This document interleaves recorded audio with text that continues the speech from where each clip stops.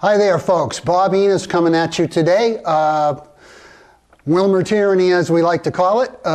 This is a very special show that I want to be able to do for you today, and I'm thrilled to be able to have the opportunity to talk to you about this. There's been quite a bit of buzz lately, if you haven't noticed, maybe for the last week to 10 days, concerning a program the state administers through the Department of Human Services called the Child Care Assistance Program, CCAP. I'll try not to get ahead of myself here, but suffice it to say it is the subject of an enormous controversy as to not even whether or not there is fraud in the program. Everybody agrees there is. The question being, how much, how pervasive, how extensive, and how long has it gone on? So before we get into any details, first I'd like to give a shout out thanks to to my favorite local investigative journalist slash news reporter, JP Cola over at KWLM. You know, JP's the only reporter in this town, for my money, that even begins to get under the story. I don't know what we'd do without him. So, without further ado, what I hope to present you with right now is an analysis of a report. That report, here's the cover page. Child Care Assistant Program Assessment of Fraud Allegations. That was published on March 13th of this year by the Office of the Legislative Auditor. Funny little office. It takes marching orders from the legislature, presumably, but every once in a while it responds to a public buzz. And in this case, the public buzz came about as a result of a whistleblower formerly employed by the Department of Human Services, who brought his case first to the FBI and subsequently to Fox Channel 9 in Minneapolis, St. Paul. Before I go any further into those details, let me give you a little background on this program, where it came from, and why we're here today. I'm working off of notes, which I normally don't do, but there's so much here and so little time that, you know, basically what I attempted to do here, friends, was to disassemble this report and put it back together again. The reason that I wanted to do that, journalists, often being a lazy bunch, with a 64-page report, which is what this was, would say, well, the heck with all that reading, just show me the executive summary of 2 pages. My guess is this report started with an executive summary which highlighted where the analysts, this is just my guess, where the analysts wanted this assessment to end in terms of a conclusion, and worked backwards. So anyone just looking at the 2-page summary would conclude, oh, allegations are totally unfounded. Wait a minute. Not so fast. You really had to get into the meat. And like most stories, most research reports that have bad news to give, where do you think the bad news is going to be found? It's going to be found buried somewhere in the middle, where only the most observant analysts are going to look. So, but let me tell you now a little bit about this program, the Child Care Assistance Program. It was established in 1990, almost 30 years ago, right? Its purpose was to finance child care where families meet both income guidelines and where one or both parents are working, have recently gone to work, or are in school. Those that are working may be working full-time, may be working part-time. There's no distinction between the two. I bring up the fact that this is a 30-year-old program for several reasons. 1990, the demographics of Minnesota looked quite a bit different than they do today in 2019. For one thing, we were still admittedly on the tail end. We were still of the mindset that the average family in America, if not in Minnesota, was a family that had 3.2 children. We've gone way beyond that now, haven't we? So in terms of the finances and the math, the resources that would have to be devoted to a poor family in order to get it to a level of self-sufficiency. Doing that for a family of 5 is one thing. Doing that for a family of 10 is something else altogether. It changes the cost-benefit ratios for the expenses dramatically, obviously. And one thing that we see with many of these programs, and this really isn't a smirch on the legislature or the governor's office, you know, they look at an awful lot of programs and an awful lot of expenditures. They get done with a bill, it's done, next. They move on to the next thing fairly quickly. No one's probably taking the time to see, as times change, whether or not these programs have to change with those times. Therein lies one of the major faults with programs like this. So as I said, a 30-year-old program began in 1990. In 2018, the Department of Human Services was administering for this program $254 million in subsidies that served statewide 30,000 children. So, and this budget is actually shared, cost shared between 3 levels of government: the federal government, the state government, and county government. So of that $254 million, 52% of it, or $132 million, forget the numbers because you're going to hear a lot of numbers from me today. Of this $250 billion annual budget, slightly over half is financed by Minnesota taxpayers. Slightly less than half is financed by federal taxpayers. Of course, we've all had that story. And a mere 1%, in this case $3 million, is financed by individual participating county governments. The Department of Human Services funnels all of this money through the counties. And the counties in turn contract with state-approved daycare facilities. So while the licensing of the facilities themselves is the responsibility of the state, once that daycare center receives its license, whether or not that daycare facility becomes a contractor for this CCAP program, that decision rests with our county governments. Very important. They have 1% skin in the game, but they have 100% skin in deciding who gets to play.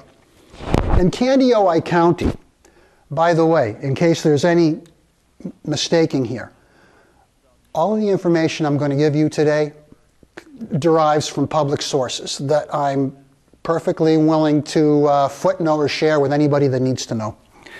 In Candioi County, recently, actually I believe it was in a West Central Tribune article, but don't hold me to that.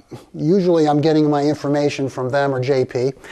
County Administrator Larry Kleindl reported that 180 children currently are served in the Candioi County area through this child care program. The county expenditure for this, Kleindl said, was 31%. So doing your math backwards tells me that we can estimate that the total budget in Candioi County right now for this child care program is $2.6 million to service 180 children. Now, just as a means of cost comparison, I want to share with you or compare and contrast with you expenditures for the state average compared to expenditures for just Candioi County. Statewide, one child costs the state for daycare for a year $8,467. Stated another way, each child of those 30,000 that are subsidized by us in daycare are costing us $163 a week for every child. Now in Candioi County,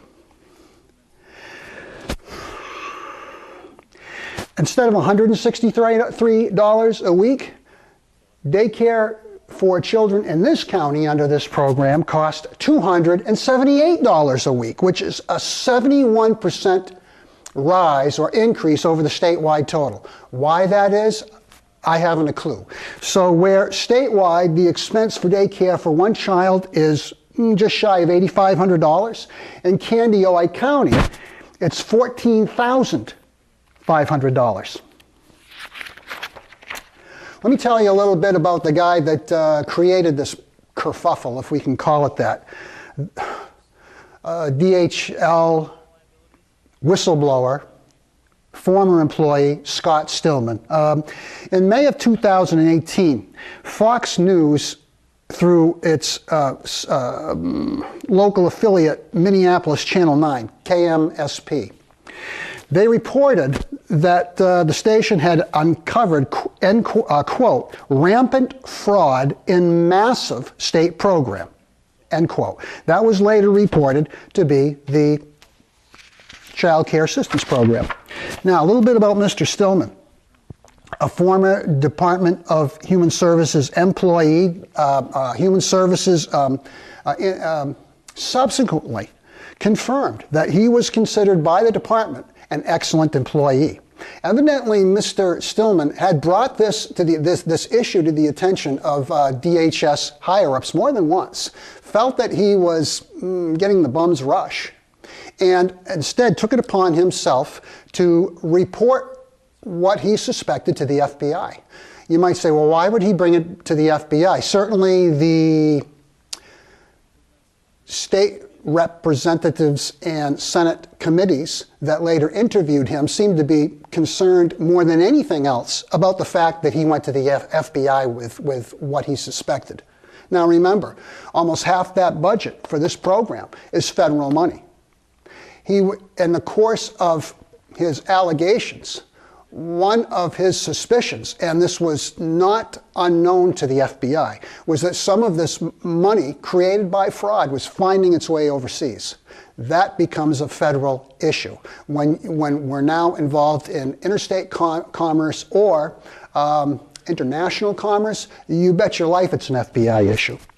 So, Mr. Stillman, who was considered an excellent employee by his employing department in the state of Minnesota, he alleged that investigators suspect that child care fraud in Minnesota in this program alone exceeds $100 million. For what period of time he's speaking, honestly, I'm not precisely sure. Also, that government investigations uncovered evidence at the state and at the federal levels that there are individuals in Minnesota who have been sending fraud money procured from this daycare program, sending it overseas, where some of that money would find its way into the hands of terrorist organizations such as Al-Shabaab in Somalia. His allegations also confirm that federal law enforcement agencies, including the FBI, are concerned that terrorist groups in Somalia have obtained this money through what are called remittances. I've talked to you about the remittance industry, for lack of a better word, before. Remittances are those monies which immigrants have saved and decided they want to send back home to their home countries, presumably to help family and friends back home who could use assistance.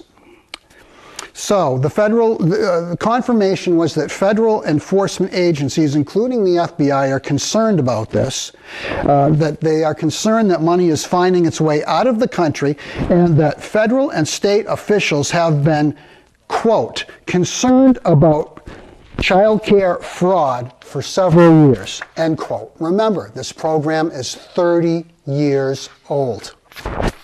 So far, prosecutors over several years, we don't know what several means now, over several years, the prosecutors have closed cases that amounted to over $5 to $6 million in fraud.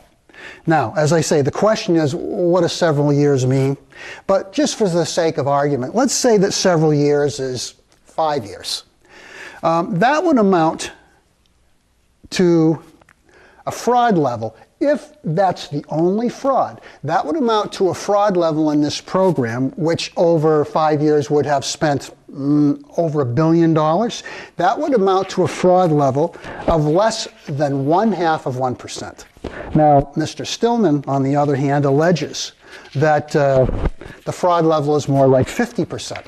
So why do I say all this? The conclusion of the investigation of fraud allegations by the Legislative Auditor has concluded what? That, there's probably more fraud than 0.5%, but there probably isn't really fraud of 50%, so we think it's somewhere in the middle. Okay. Now, let me give you some context to this fraud issue, because Governor Walz, and not wrongly, has said that depending upon what the level of fraud in this program or any program is, there are levels of fraud that are basically unavoidable and therefore acceptable. The reason being, from his point of view, and it's a valid point of view, that if it costs $10 to investigate in order to find $1 of fraud, then that's probably not really money that's well spent. And although in principle we don't like any fraud, as a practical matter, how much money are we willing to spend to root out fraud? So there you have it. It's not an unreasonable position to take. However, remember, we're seeing one statement that says 0.5% fraud, another one saying 50. We're somewhere in between, right? So, first issue. In 2010, a study was conducted by an agency, a bipartisan agency, it really is, by the way, called the United States General Accountability Office, the GAO. It has an outstanding reputation, by the way, it really does. The GAO wanted to do an analysis of what the likely fraud was across the country in both the Medicare and the Medicaid programs. Remember, Medicare is for people who have reached the age of 65 and older. It's been around since, I think 1964, 68, somewhere in there. We all pay into it. It's a pay-as-you-go program, but I don't want to get lost in the weeds here. The thing that distinguishes the Medicare program from the Medicaid program, two things actually. Medicare is a federal program funded by federal dollars through federal taxes. The Medicaid program is health insurance for poor and disabled people. It's funded jointly by the federal government and the state government. Probably has the most in common with these human services programs such as this child care assistance program. Has much more in common with that program than Medicare does. But anyway, the point being, the GAO studied in 2010 the likely fraud going on in those programs, and in 2010 determined that the likely fraud was 10%. Interestingly enough, the U.S. Attorney General at that time, serving under President Obama, a fellow named Eric Holder, who we mostly are familiar with, he was suggesting, once that report came out, that he said, no, 10% is not reasonable. The fraud, how he knew that, anecdotally maybe, we just can't say.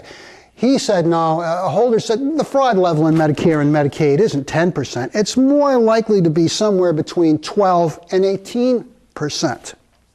Now, one former official at that time, who was an official in New York City's Medicare program, he said at that time that Medicaid payments in New York, 40% of them he considered questionable.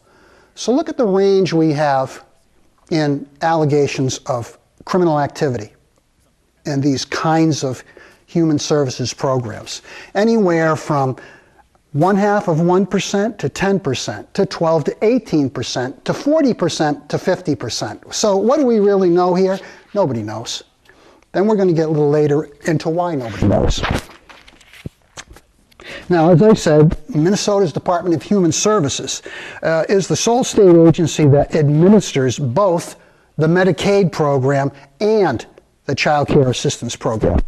Now, as a comparison to the fraud that is generally seen in similar programs in the private sector, and probably the best comparison we can use in this case is healthcare. Blue Cross, Blue Shield, Medica, blah, blah, blah. And in Minnesota, generally speaking, private health insurers suspect that the fraud rate that they deal with somewhere between 1 and 1.5%.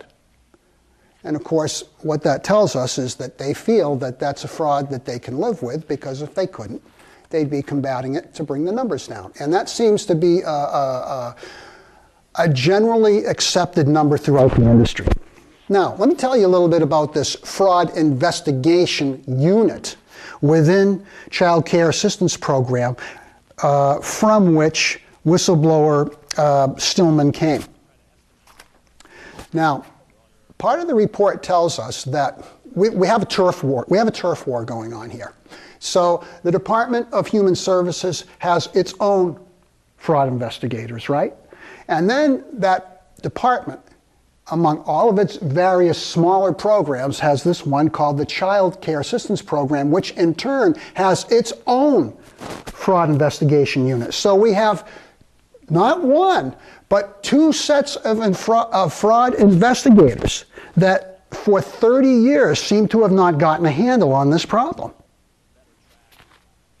And it's created some turf wars. So evidently, Mr. Stillman and company in the daycare fraud unit would bring these issues to their superiors, presumably including this higher up fraud unit, and it would fall on deaf ears.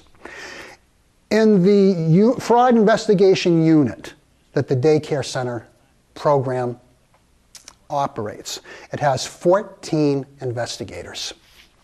All of them are either former state troopers, county deputy sheriffs, or police detectives. The director of it is a guy named Jay Swanson. Remember that name, because his commentary on this whole situation is the most damaging, the most damning.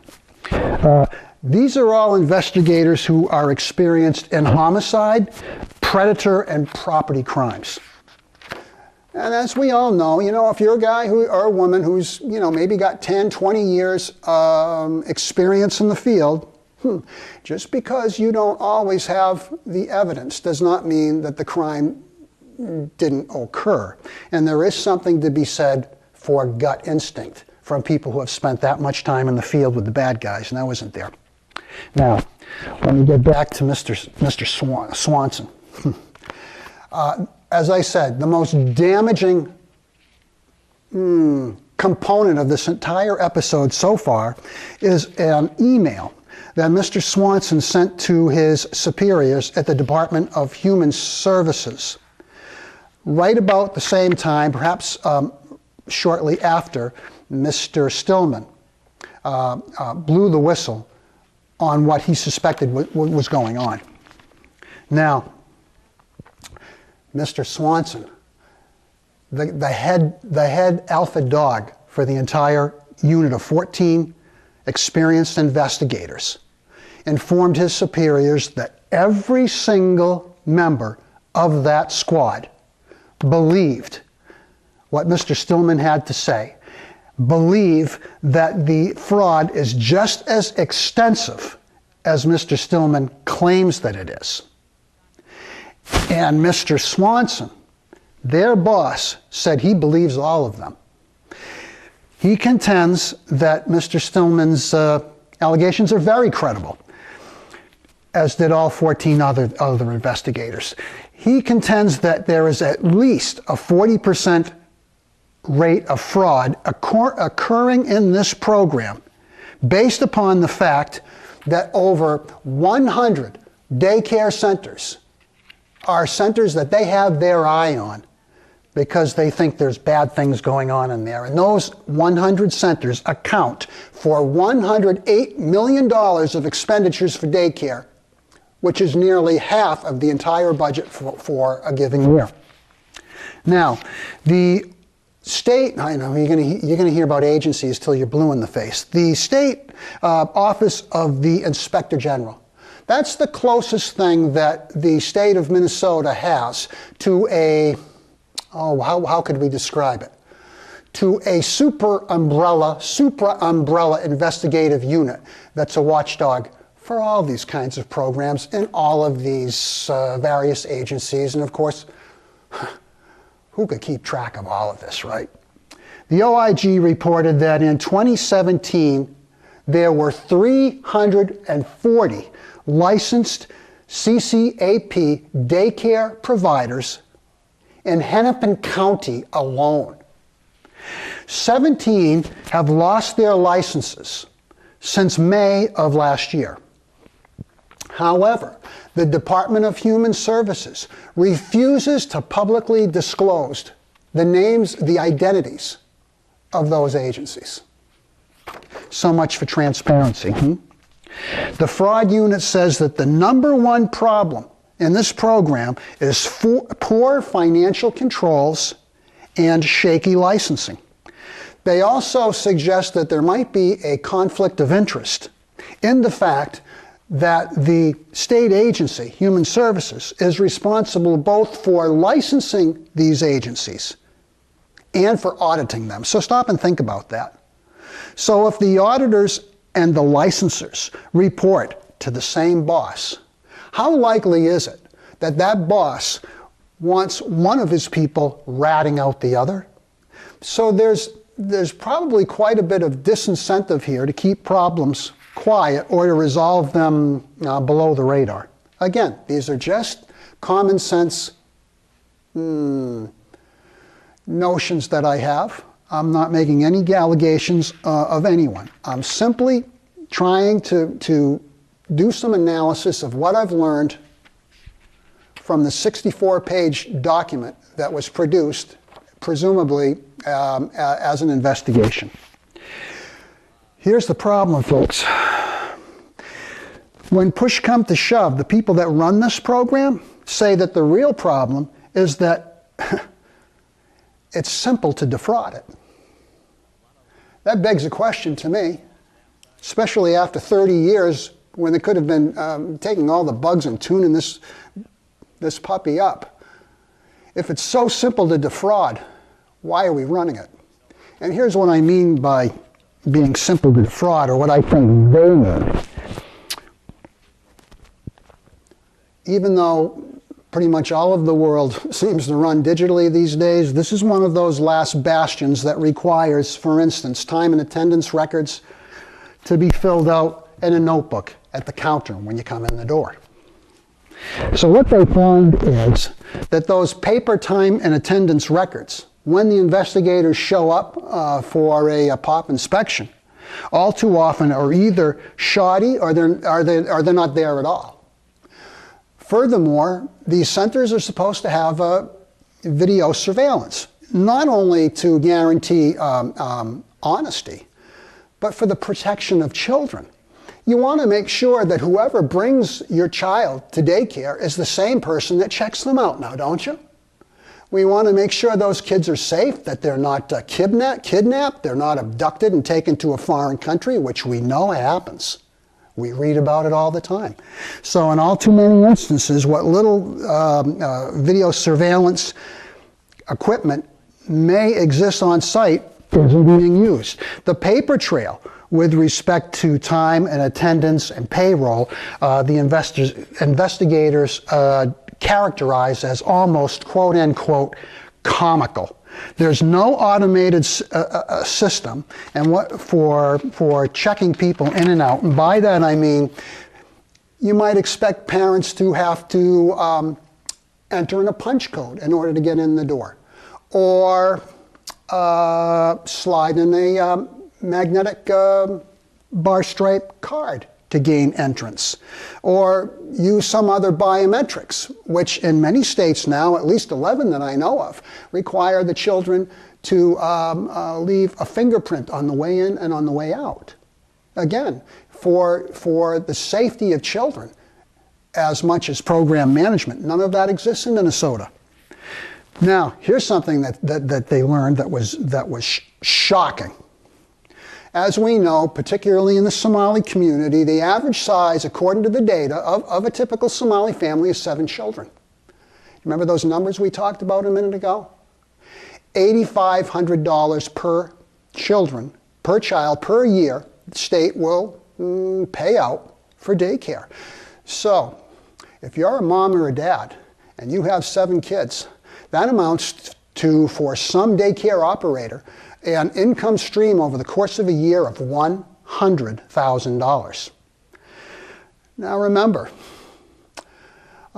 just like any other industry, there's competition here, especially when you have as many as 340 daycare centers in one county alone. The parents have figured out that they can start a bidding war to see which daycare operators are going to give them the best deal. Isn't this incredible? And what that best deal might consist of are kickbacks, now remember, for a family to participate in this program for daycare, somebody has to either be starting a new job or in a job, doesn't have to be full-time, doesn't have to be part-time, I mean just a job, or they can be in school. So a mother, for instance, may get a visit from an operator. We'd like to take care of your children, but you need to have a job and you don't have one. You're staying home with your kids. Of course you have to. I mean, you got 7 kids, right? How about this? Why don't we employ you at the daycare center? Now you can say that you have a job. You can bring your kids to the daycare center that you work at. Basically take care of your kids somewhere else where you get to socialize with a whole bunch of families. We'll bring in some pizza, everybody can have a party, and we'll pay you for it. Investigators found, and we're told this by mothers that they interviewed. We're told that this takes place. Now, this is interesting, isn't it?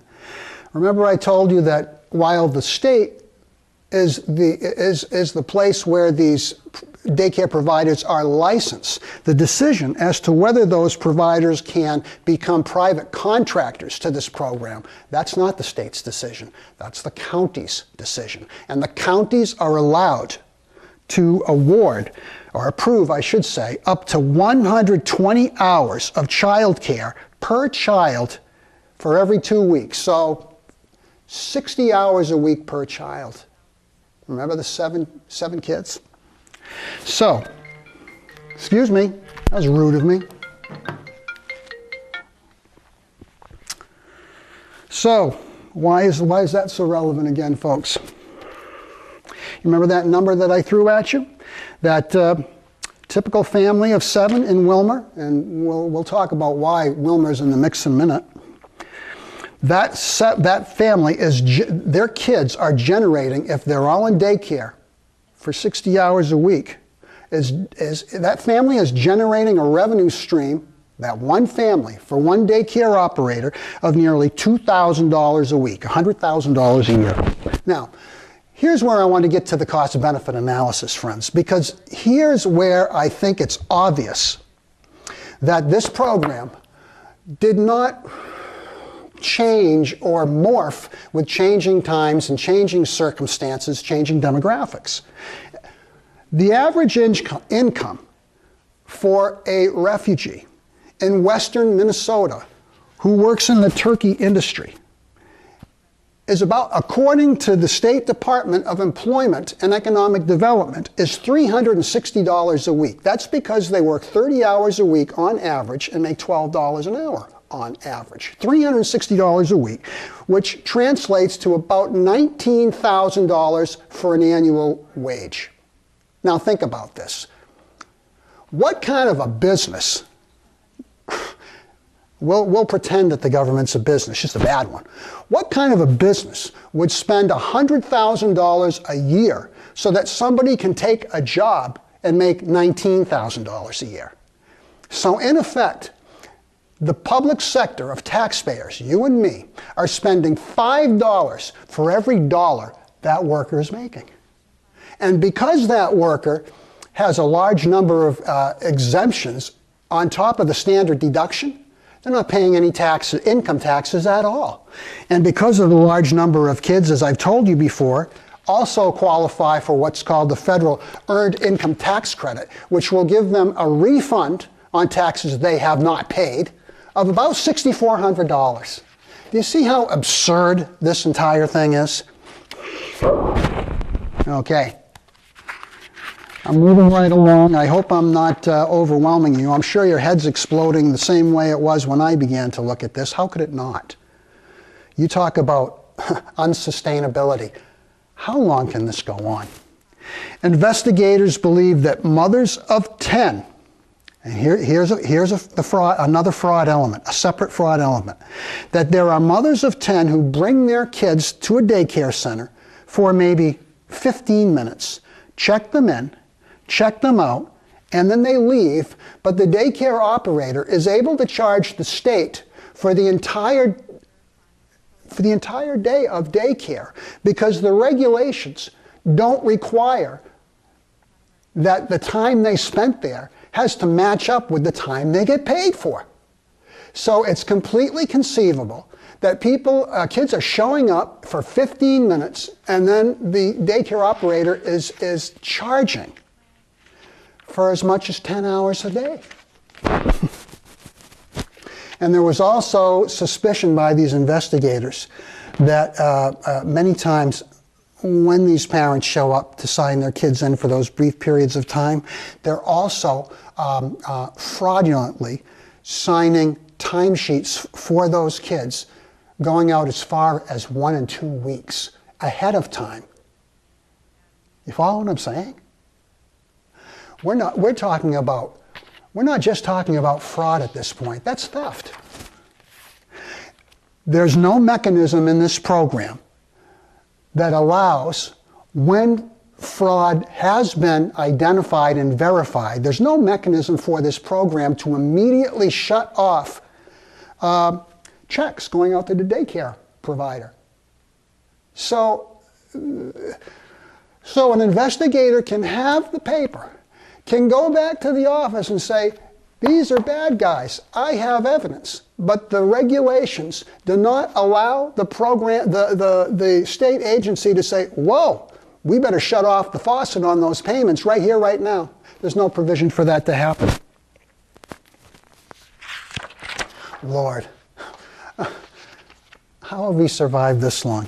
40% of the cases that have been investigated so far involve large-scale billing fraud committed by providers that had previously been given a special designation by the Department of Human Services, again, as quote-unquote high-quality providers. So they had gone evidently through some sort of an evaluation process, we would hope, where the state was so thrilled with the quality of their work that they said, these guys are the cream of the crop. And yet 40% of the investigations involve those cream of the croppers. The investigators also found that providers routinely falsify or misrepresent the names of the employees that work for them.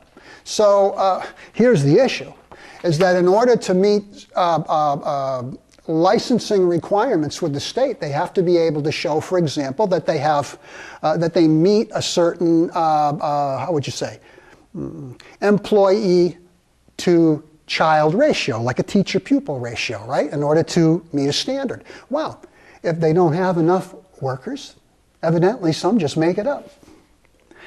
The centers that they talked to, many of them refuse to disclose the names of all of the owners of their center, or refuse to know which owners have controlling interests when they fill out their applications for licenses. They found fictitious names and fictitious pay stubs, again, to meet those minimum requirements that the state compels these operators to have in order to do business. And they found extensive tax fraud. Here was an interesting anecdote from one guy. He had been called upon by a group of daycare providers in Hennepin County who had recently formed, I guess, what they would characterize as a trade association. They felt that the competition to grab these kids and bring them into their programs was too steep. So an undercover investigator was approached by a spokesman of one of these groups who said, look, we know that there are, fraudulent hucksters taking advantage of this program. Of course, we aren't those, but, my neighbor down the end of the block is. So I'll tell you what, if we rat them out and you go take them out of business, we'll show some, I don't know, how do the mobsters say it? We'll show you some token of our appreciation. Remember, the Legislative Auditor says, we haven't really found any evidence yet. Senate Leader Paul Kozelka, from what I can tell, a pretty upstanding conservative member of the state Senate and its majority leader at the moment, right now is floating a proposal. Some of you may see it on Facebook. He is proposing yet another layer of government of umbrella super fraud investigators to stay on top of all of these agencies. I guess because the Office of the Inspector General isn't doing the job. I don't know. But all I heard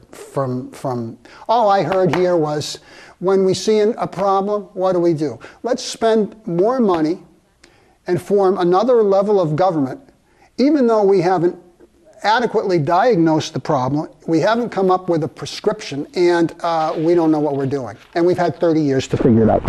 Governor Tim Walz, maybe some of you noticed in the Star Tribune just this week, he's proposed, a version of same. He has said, CCAP, childcare, we need to give them more money to hire more investigators. And here's the one that has people like me seeing red. And we need to institute cultural sensitivity training. Now to Governor Walz, I've got two questions. Number one, you have 14 fraud investigators already uniformly agreeing with Mr. Stillman that you got a big problem here. So do you really want to tell the taxpayers that if you hire a 15th or a 16th, then you're going to believe them? No. As to the cultural sensitivity training, Governor Walz, let me tell you where the sensitivity training needs to happen, because we know what you mean, but you have it flipped around on its head. Somalia, along with North Korea, routinely are considered by any experts in the world that you want to talk to as the two most failed, corrupt nation states on the face of the earth. Imagine bringing up your family in a climate like that, where it's dog eat dog, everyone's got their hands in your pockets, including the government. You're probably worried about eating. You're probably worried about being shot by any number of people. You don't know who the enemy is. You probably suffer from post-traumatic stress disorder. The point being, whether those people live in Somalia or Afghanistan or Russia or the Ukraine or Venezuela, wherever they live, people that come from a failed nation state living under chaos and anarchy have learned how to protect their families and trust no one.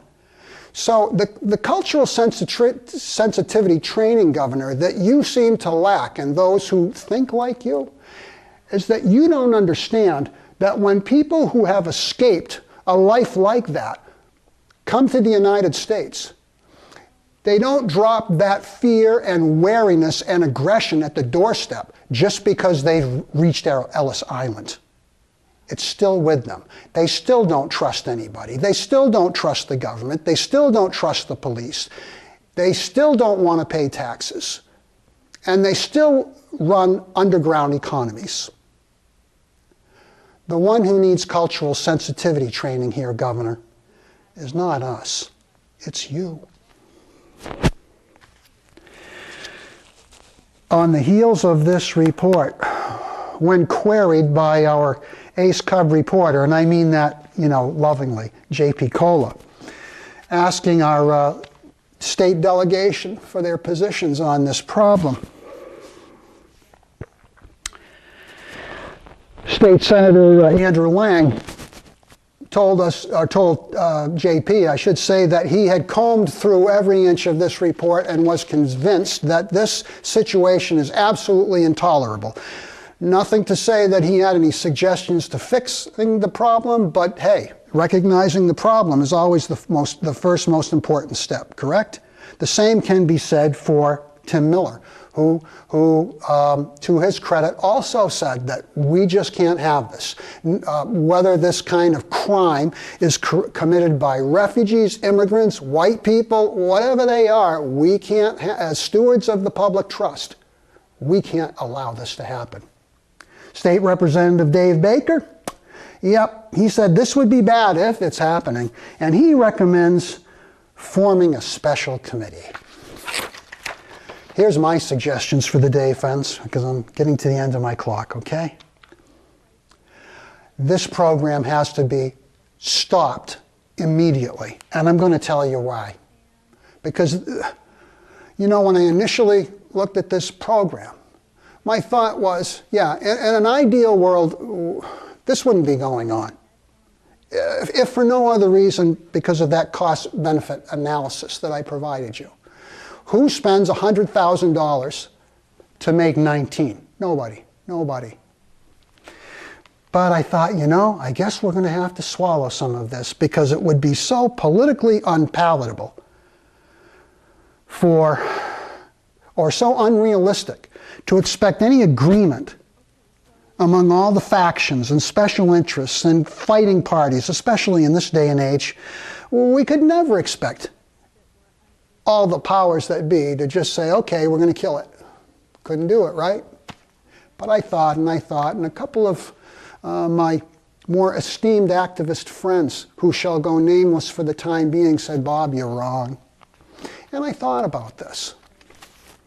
And here's what I've come around to thinking about. We'll leave the fraud aspects aside, but because this is important too.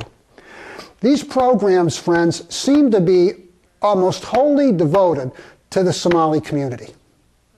You go in the doors, all the children served in the programs are Somali. You look at the employees, all the employees are Somalis. In 1954, the United States Supreme Court, in a famous ruling called Brown versus the Board of Education of Topeka, proclaimed, the Supreme Court, that there is no such thing as separate but equal accommodations.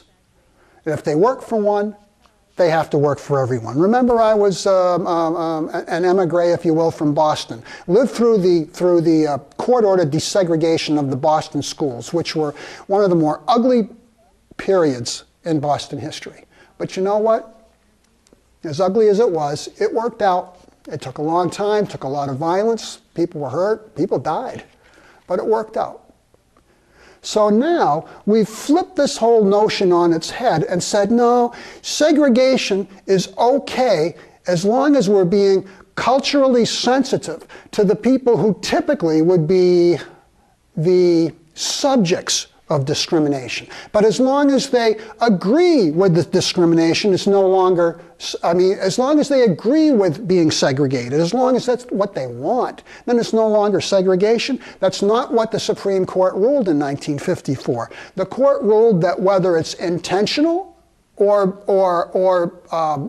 benign, whether it's wanted or unwanted, segregation is segregation. But the New Left has proclaimed, by identifying people through identity politics by color, and remember that's not a liberal notion. The liberal notion, the classic notion of liberalism in America said that skin color doesn't matter.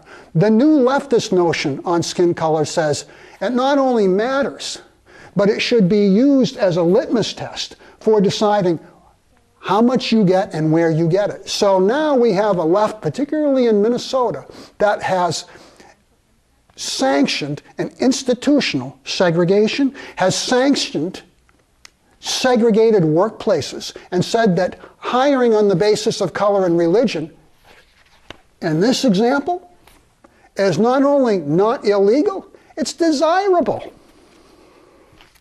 Friends, how can we have a program, whether it's spending $1 or $250 million, that sanctions segregation? We're a country of integration and assimilation. This is nothing more than fortification of an attack on assimilation. Make no mistake about it. And for all of those people from my hometown of Boston that had to put up with all of that violence and all of that dislocation that neither side had wanted during court-ordered busing, but had to do it anyway. All the people that were hurt, had their houses bombed, their cars bombed, their loved ones hurt. Do we now tell them, because the new left says desegregation is good, do we now tell all of those people that they went through that for nothing? The investigators talked an awful lot about evaluating the controls, and in addition to looking at the constitutionality of this program before you do anything with it. If by some crazy notion the decision has been made that it is constitutional, I don't know how that could be, but and within that constitutional question is this. So if you have a daycare center and you have a child, let's say she is 6 years old, and they're there all day. And the program is run by and for Somali Muslims. And you know that Islam requires a call to prayer 5 times a day. Certainly we would not say that 5 and 6 year old kids have reached the age where they can have the ability for informed consent. They probably don't even know how to pray yet, probably don't know how to read the clock yet. Therefore, the only way they would be able to answer the call to prayer in that building that's being paid for and supported with our money is through religious instruction. And we know that religious instruction with government money is unconstitutional, both in the federal government and in Minnesota. Why are our officials turning a blind eye to these quite valid constitutional questions? Well, let's suppose they do, and we get to the point of controls. We need to get rid, well, let me back up a little bit. Some of my colleagues have suggested that, and rightly so, that this paper trail business, falsifying records on a piece of paper, having one signature for 10 children in a row, or 20 in a row, or 30 in a row, that are all written in the same handwriting? No.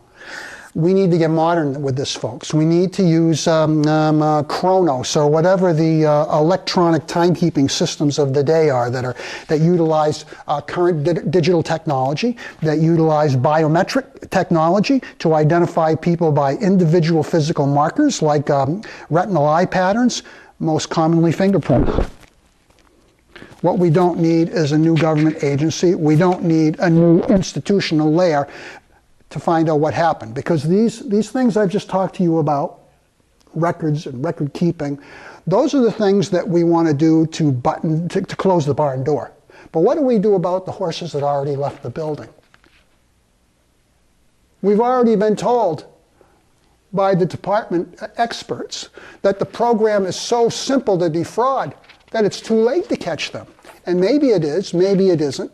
But we need to make a statement, don't we? We just got through with the conclusion of the famous Mueller investigation into possible collusion of the Trump campaign with the Russians that spent, I don't know, upwards of what, $150 million over a couple of years to come up with a big, fat, nothing burger. What we need in Minnesota, friends, is not a new layer of government, but what we could use is a special prosecutor, an independent special prosecutor who is not beholden to the governor, who is not beholden to Attorney General Keith Ellison, who is not beholden to the legislature, Now, all of those people may weigh in on the choice of a special legislature, a special prosecutor, but for this program, for this one episode, it is entirely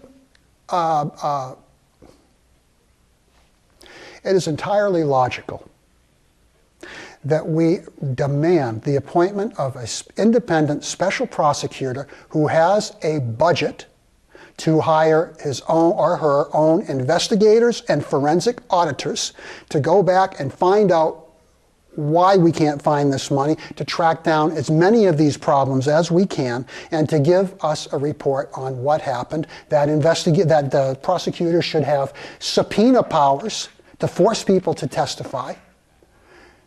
And he should not report to the Attorney General. And he should not report to the governor. He should report to a panel. Now, two other things, and I'm going to leave this. Why am I bringing this all up as an issue that Wilmerites should be particularly concerned about? So we're hearing from people that should know that there's a 50-50 chance that the daycare center that you're looking at that participates in this CCAP program, there's a 50-50 chance that it's involved in fraud, money laundering, funding overseas terrorism, racketeering, and tax fraud. Has no controls, has no oversight, has no records. Wilmer, as you know, it's a planning commission not too long ago approved a zoning variance for the acquisition that would enable the acquisition of a building on Industrial Drive that would become what I have been characterizing as a mega daycare center, meaning a daycare center that would serve 150 slots. The building in question was owned by a fellow named the late Larry Pert, so you might know the building. Probably doesn't have a tremendous market of interest for potential buyers. I understand it's going to be sold for in the neighborhood of $300,000. It is to be purchased by the Islamic Society of Wilmer, also known as the Northside Mosque. Purchased in cash, I'm told, by a person who I met who purported to be a principal in a Minneapolis company that will be a subcontractor to the Islamic Society and run that daycare program for the mosque. The mosque, to my knowledge, has never run a daycare program before. Probably has never run a business before. Entering a business which we are told in the best of circumstances has a 50-50 fraud rate. So tell me, friends, are you ready to see a business begin in our town? Admittedly, a business that is segregated, and I'm sure they would admit the same thing, that may have religious instruction going on, that is spending $5 of taxpayer money for every dollar that a participating family is able to generate as income, and may be 50-50 exposed to potential fraud. How much sense does that make, friends? If the state isn't willing to do the right thing here, the city of Wilmer and the county should slam the lid on this project until we can be absolutely certain that the dust is cleared, the bugs are out of the machine, and everybody is on the same page with what's happening here, and that we're not going to get fleeced. Okay? So far, as I said, the state has prosecuted, I think about 9 cases of fraud, the largest one involving $3.5 million worth of fraud. That was the most interesting case. The woman that owned that daycare center was released on bond not too long ago. The judge had declared her a flight risk, asked for $1 million bond. The lawyer, her defense lawyer said, oh, that's just totally unreasonable. She has 8 children that live right here in the county. Why would she leave her children? Okay, you're right. We'll reduce the bond to $200,000. Bang. Before the week was out, she was a fugitive. Well, friends, I hope I didn't make your day, because we have no reason to be happy right now. And we see that the governor is on a beeline, not to slow this down and work the bugs out, but to expand it come hell or high water. So before I leave you, I want to leave you with a few names and phone numbers. These are the names and phone numbers of the people that should be hearing from anyone who realizes and believes that this is insanity and is incensed enough about it. You don't even have to get out of your chair. Just pick up the phone. Most of the time you only get a voicemail anyway. I've given you the numbers and names here for Governor Tim Walz, Senator Paul Gazelka, who at this point seems to be our strongest ally in the state Senate, our local Senator Andrew Lang. I haven't included the 651 area code all the way down because just know they're all 651, right? State Representative Dave Baker and State Representative Tim Miller. Those are the people at the state level who I believe have a need to hear from you, because the squeaky wheel does get the grease. And they won't generally do what is the right thing to do. They will do what the least wrong thing to do is. And the least wrong thing to do is to not tick off the maximum number of people. So we need to become the maximum. Locally, Candy Ojai County Administrator Larry Kleindl. He needs to hear from us, folks. It's a sad commentary that I have to list his name first because he's not an elected official, but he seems to carry the most power out in that Health and Human Services building. County Board Chairman Raleigh Nissen. He may not be your county board representative, but rather than burden you with a whole bunch of names and numbers, call Raleigh. Last but not least, the West Central Tribune characteristically has been completely remiss in addressing this problem. I would urge you to get on the phone, call up the West Central Tribune, and ask for Editor Kelly Bolden, because the fact that he is willing to turn a blind eye over an alleged episode of fraud of this magnitude that involves a population as large as ours is unconscionable. Friends, I hope you're paying attention, because at the rate we're going, I'd say we have 2 years. And this is 2 years that this gives us time, this 2 years, to draw a line in the sand. I've been pleading with us. Find an issue. Draw that line in the sand. If this doesn't make you mad as hell, I don't know what is. Thanks for listening. Enjoy this lovely spring that's about to embark upon us, and thank you for listening.